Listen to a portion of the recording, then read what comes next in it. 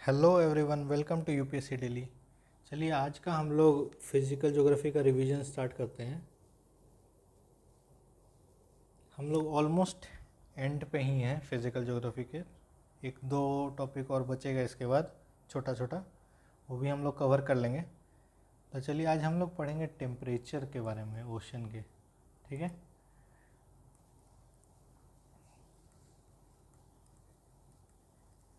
क्या क्या फैक्टर है जिससे कि टेम्परेचर ओशन का इफ़ेक्ट होता है, वो सब के बारे में पढ़ेंगे। तो सबसे पहले जो कल हम लोग डिस्कस कर रहे थे, मतलब लास्ट वीडियो में, उसमें हम लोग ये देखे कि अगर कोई वाटर बॉडी है, मान लीजिए ये वाटर बॉडी है, अगर ये लैंडमास से हर तरफ से घिरा हुआ है, जितना ज़्यादा लैंडमास से घिरा हुआ है उतना टेम्परेचर इसका हाई रहेगा।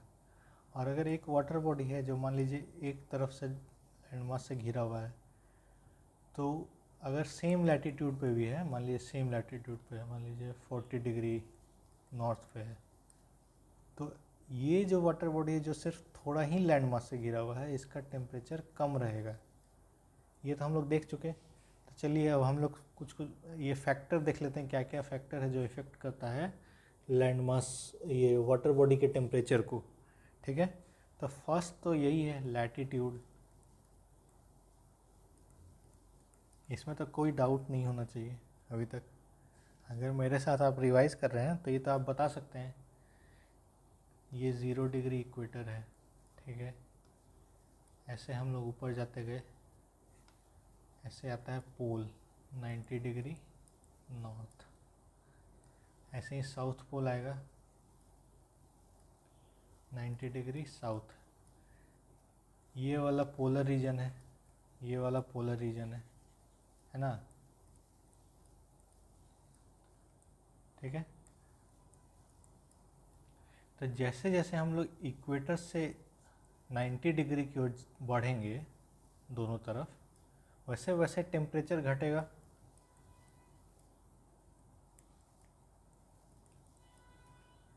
इधर भी टेम्परेचर घटेगा जैसे जैसे पोलर रीजन की ओर बढ़ेंगे। तो लैटीट्यूड यानी समझिए जो वाटर बॉडी यहाँ पे होगा और जो वाटर बॉडी यहाँ पे होगा, तो इस वाले वाटर बॉडी का टेम्परेचर कम होगा, इसमें तो कोई डाउट नहीं है। तो जो ट्रॉपिकल, ये ट्रॉपिकल रीजन जो है, इसका वाटर बॉडी का टेम्परेचर ज़्यादा होगा। ठीक है, तो ये तो समझ में आ गया हम लोगों को। चलिए अब आगे बढ़ते हैं। सेकंड फैक्टर भी यही है कि uneven distribution of land mass. ठीक है, अभी हम लोग डिस्कस किए कि जितना ज़्यादा लैंड मास रहेगा वाटर बॉडी के अराउंड, उतना टेम्परेचर ज़्यादा रहेगा। जैसे इसका एग्जांपल ले लेते हैं। देखिए एक मेडिटेरेनियन सी है, मैप पे देखिएगा, उसके हर तरफ लैंड मास है ऑलमोस्ट। ठीक है, लैंड मास। और एक अटलांटिक ओशन है बड़ा सा। तो अगर दोनों सेम लैटीट्यूड पे जो ओशन है, ओशन का पार्ट, तो क्योंकि ये ओशन लैंड कम लैंड मार्क से घिरा हुआ है, तो इस अटलांटिक ओशन का टेम्परेचर सेम लैटीट्यूड पे कम है मेडिटेरेनियन सी के कंपैरिजन में।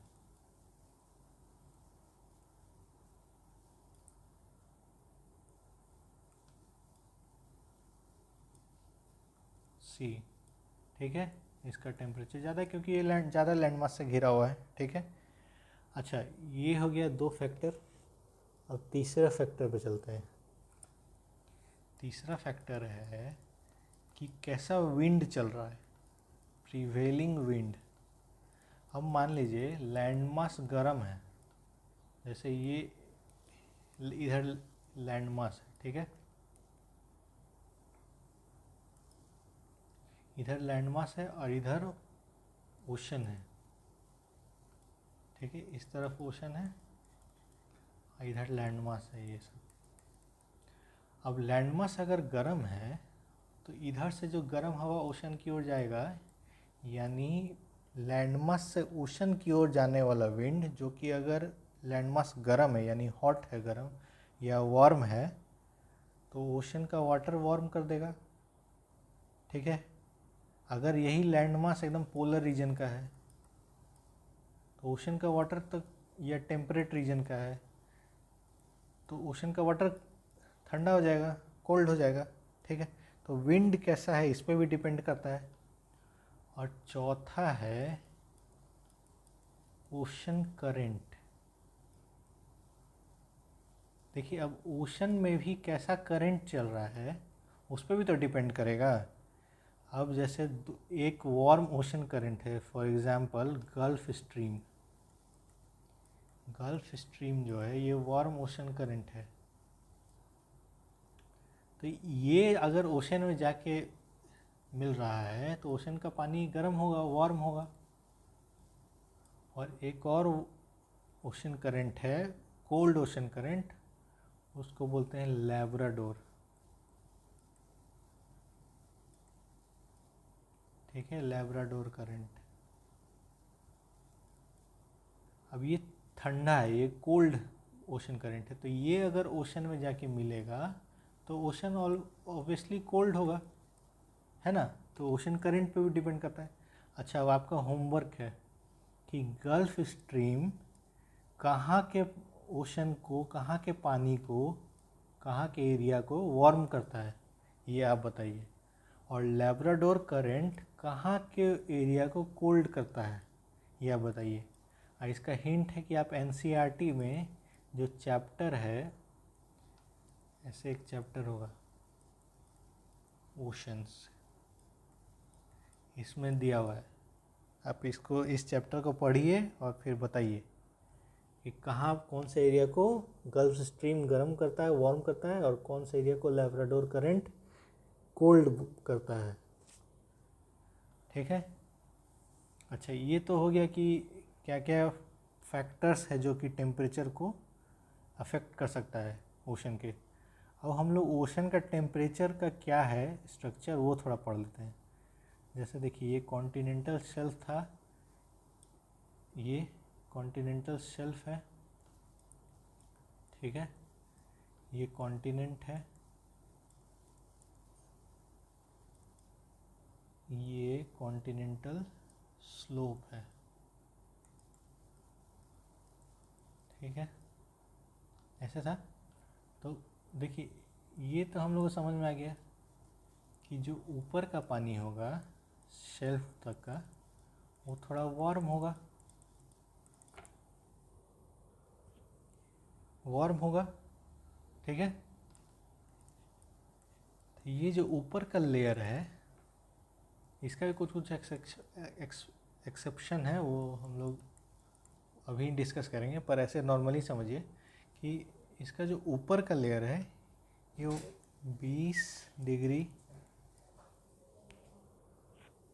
से लेकर 25 डिग्री के आसपास एवरेज इसका टेम्परेचर रहता है। ठीक है, सेल्सियस में। तो इसको हम लोग बोलते हैं, फर्स्ट लेयर को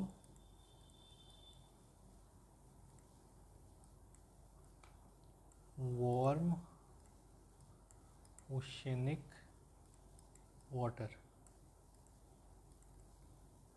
फिर एक ऐसा लेयर आता है, एरिया आता है पानी में, जहाँ से एकदम सडन ड्रॉप हो जाता है टेम्परेचर, उसको हम लोग बोलते हैं थर्मोक्लाइन। वो सेकेंड लेयर है।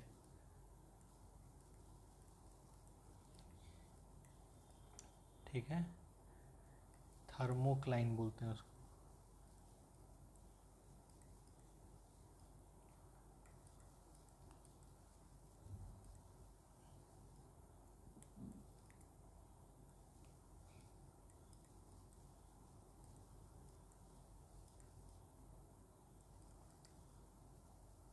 ठीक है, चलिए इतना समझ में आ गया।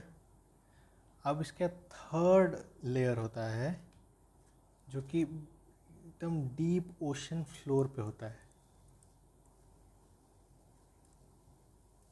थर्ड लेयर, ठीक है, ये वेरी कोल्ड होता है।